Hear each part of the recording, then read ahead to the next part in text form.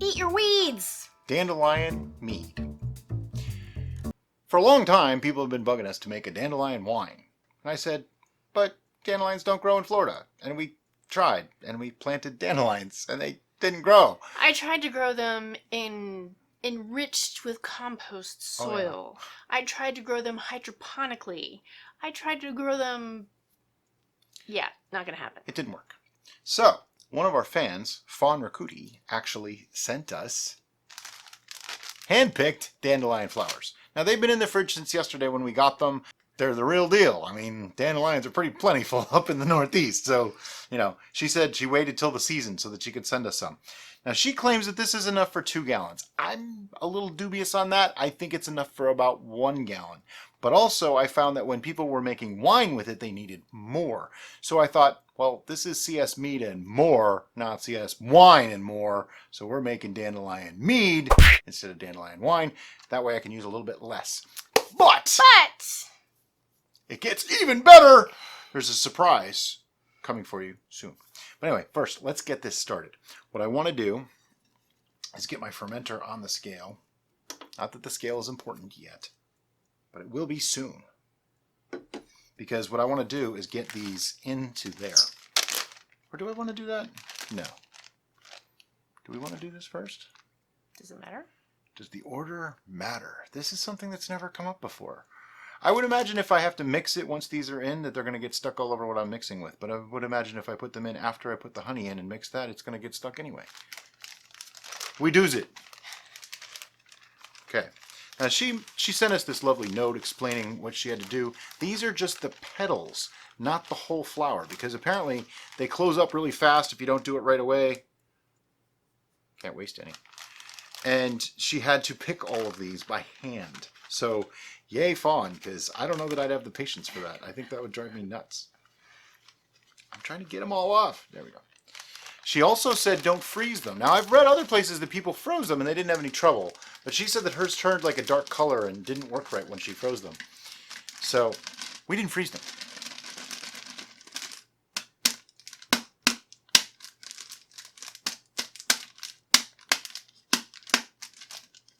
When someone handpicks flowers for you, use every petal. Or at least all the ones that are not as annoying to get off. Now, something I'd like to point out is the smell. I don't know if you've ever smelled dandelions before. They have this really odd, fruity, floral...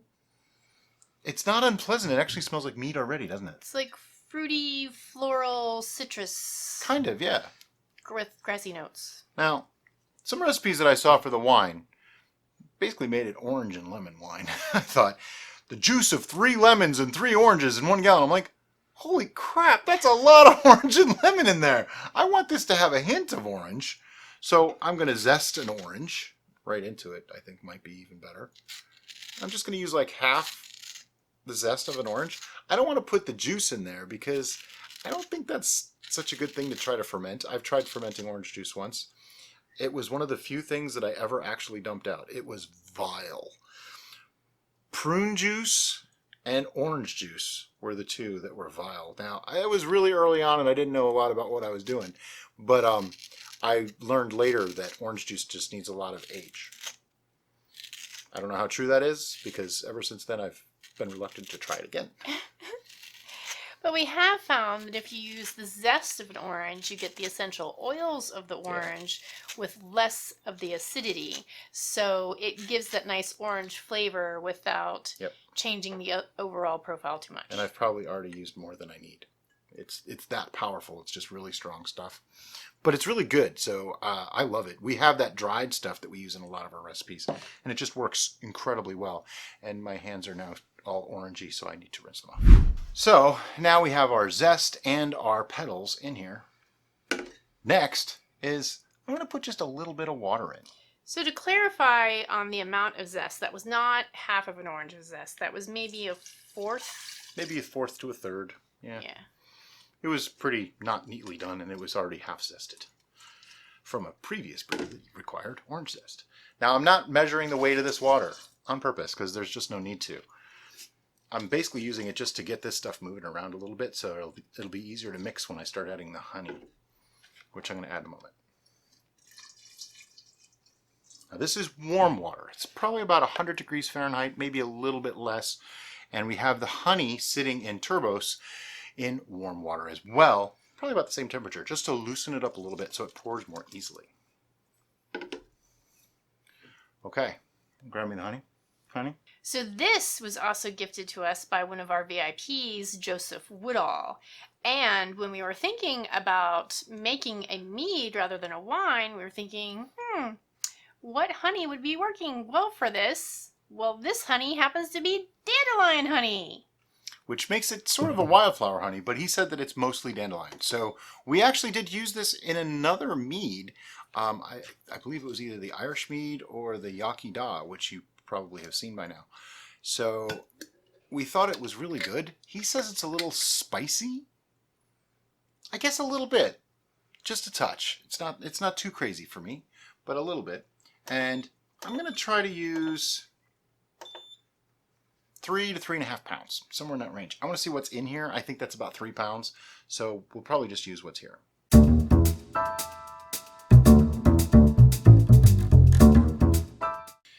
It's going to be about 2.5 pounds. There's a little bit left in here. Some of it crystallized in the bottom, so you know that's the good stuff. But we're at like 2.39 pounds right now. I think it's going to be about 2.5 pounds, and I'm okay with that. We may supplement with another honey that was sent to us. So here's a trick to get honey out of a jar. Add a little water. Shake the bejesus out of it. Shake more bejesus out of it. There we go. All that crystallized honey just got mixed with water, and now it can go straight in. Perfect. And because I know 2.5 pounds of honey really isn't all that much for the mead that I want to make, we are going to add a little bit more honey. Okay, like I said, I'm going to add more honey. We have 2.5 pounds of dandelion honey in here. We have what looks to be like a couple of cups, maybe 1.5 cups or 2 cups of dandelion leaves. And we were sent by another fan this goldenrod honey. And we haven't actually tried this one yet, so I'm just going to put a little bit on the spoon here and take a taste. Ooh. Oh, I like that. Okay. You want to try some? That's okay. You sure? Mm-hmm. Then I'm going to lick the spoon clean. This honey's a little bit lighter than a typical honey. Very floral, sweet, very sweet. The notes are almost like a little creamy even. We have about 1 pound here, so I'm just going to dump the whole pound right in. I think because it's very floral, it adds a nice touch to what's going to be a dandelion honey. And we needed that extra little bit of honey in there anyway. Now, just like the jar, we can put some water into this container as well and swirl it around. Yeah. The trick to doing this is just to make sure that you didn't fill your pitcher your fermenter too much yet, because if you did, then you're kind of screwed.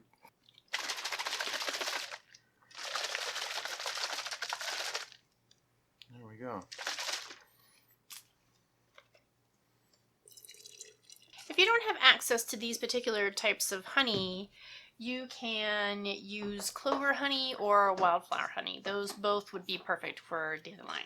So now I have all this honey, water, and stuff, and I want to mix it up, which means I'm going to need the spoon of unusual size. For everybody that wonders why I use a spoon of unusual size, A, because it's funny, and B, because it's what I have. Because I got it for making all those 5-gallon batches that I intended to make years ago before we started City Steading, that we don't do. And C, because I'm frugal and don't think about it when I'm on Amazon to get the smaller version. Which they do have available for you if you don't want to have a ridiculously large... I think it's awesome to be like... It's funny. It wouldn't be a spoon of unusual size if it was of regular size. It'd be the spoon of regular size. And SARS just doesn't sound good.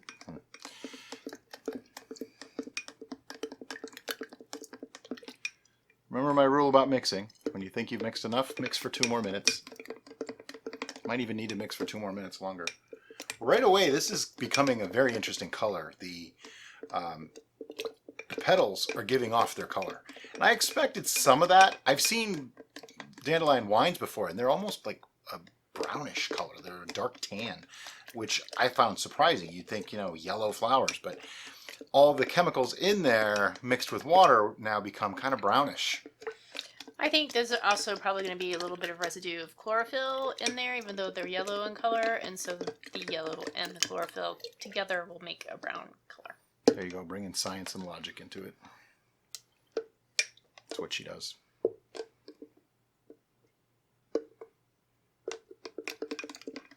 This is an extra minute kind of mixing day. All right, while I'm doing that, I am actually going to just pour some more water right in, because that's the next step. See how greedy I'm actually going to get? You're beating up the microphone. Did I hit the microphone? Oh, yeah. Sorry about that. Some people also have said that they steep, like they make a tea of the petals, and they don't put the solid petals in at all. And I thought that was kind of interesting. But I didn't really want to let them sit that long. I know these were fresh when she picked them, and I believe she probably put them in the mail like the day she picked them, because she told me she did. But I still think they've been sitting for a couple of days. I didn't really want to steep them now and then take them. Nope, they go right in. Everything goes in. There was something, however, that we talked about when we were thinking about this recipe that we intended on doing, but we're both exhausted today, so we completely forgot. And that was this. We were going to put all those solids into our extra large rumble jar container that would fit right in there and make it easy to remove the solids without having to go through too much of a mess for... She's absolutely right. ...for racking. We had intended on doing that, but now that you brought it out and put it next to it, I'm actually glad we didn't try, because I think that dispersion is more... Once they filled with water, they took up more space than that would allow, so they wouldn't actually get through as easily. Like that, it's called rationalization. It's a wonderful thing. He's Great skill really to have. good at it. It's kind of annoying. All right, so what I want to do now is take a reading, because I want to know about what this is at. I'm guessing somewhere in the 1.2-ish range, or well, not 1.2, 1.12-ish range, which if you put 4 digits to that is 1.120 or so, give or take a little bit. Or more. Or way higher than that, you know. Maybe I will be adding more water. All right, let me put that sample back in.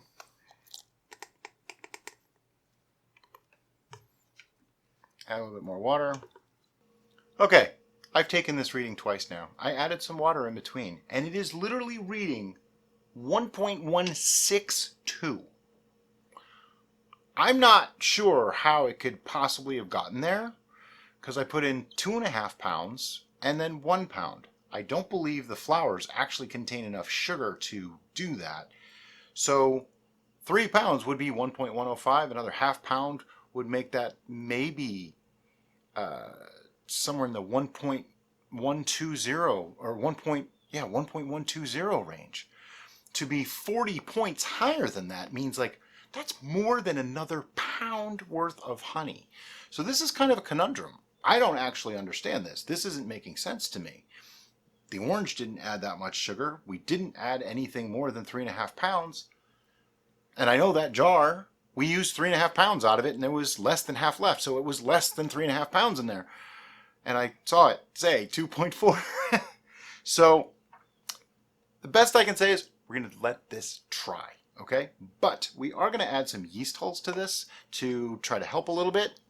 And hey, you know, it's an experiment. See what happens. Worst case scenario, we end up diluting this a little bit, put it in a larger container, and we can drop that down a little bit. But I want to give this a couple days and see what happens. All right, so like I said, I'm going to add some yeast nutrient to this, which, you know, we're doing it in the form of yeast hulls. I believe that the petals would add plenty of nitrogen, so that shouldn't really be a problem. I'm just going to use half a teaspoon. Drop that in there. I'm just going to start around. Every time I stir this, I get petals everywhere. They just stick to everything.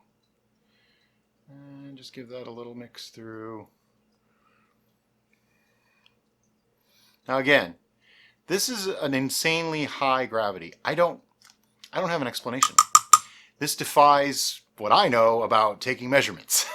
So either I messed up and put in a whole pound more honey than I think I did, which I don't believe I did because we weighed it, or those petals took up a lot more space than I think, but I don't think they're taking up that much space. There's still plenty of liquid in there. So this is a crazy one. Okay, so we added our yeast hulls. Now I'm going to add the yeast. And I'm using D47. We haven't used this one in a while. But you know what? It's a little higher than the 71B. And based on the fact that this is a bit higher of a gravity, we're going to use this one. Hopefully it can work. You just mix that through.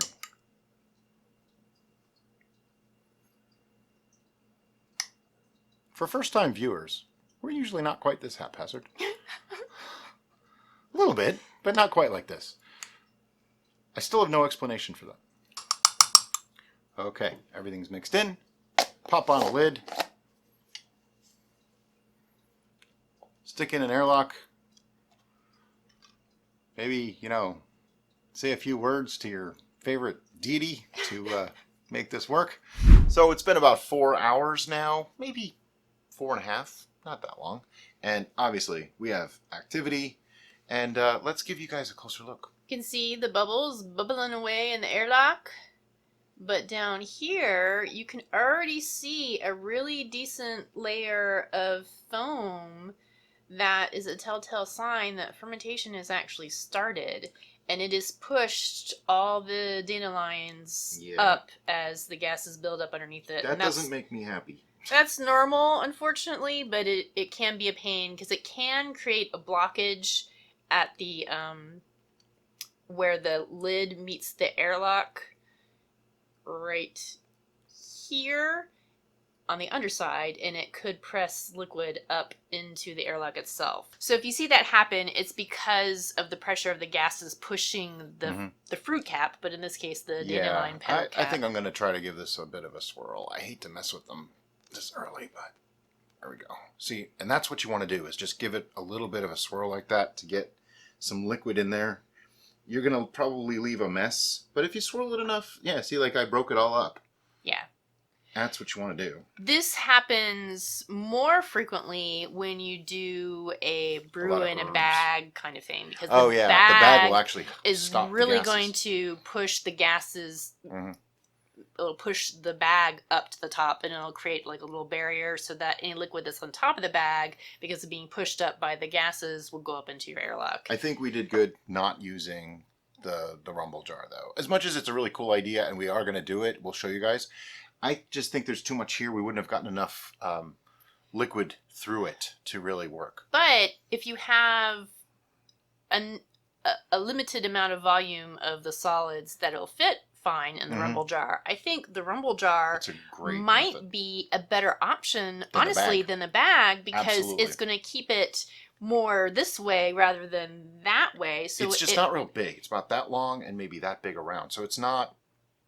I just feel like there's not enough. But I think it won't have the problem of pushing the liquid. Oh yeah, definitely. Yeah, it would solve that. So that's so if we used less of the flower petals, then we could have totally done that. Yep. But what are we gonna do with this now? We're gonna let it sit for, I don't know, a few weeks. And when I start seeing that airlock slow down, which does not necessarily mean it's done or anything like that, just when it's not bubbling like this, when it's starting to show more neutral pressure, we'll take a reading on it and we'll show you that. If you like this video, we've about 300 more just like it on wine, cider, beer, and mead on our channel. Thank you for liking and subscribing. And as always, guys, have a great day. Bye-bye.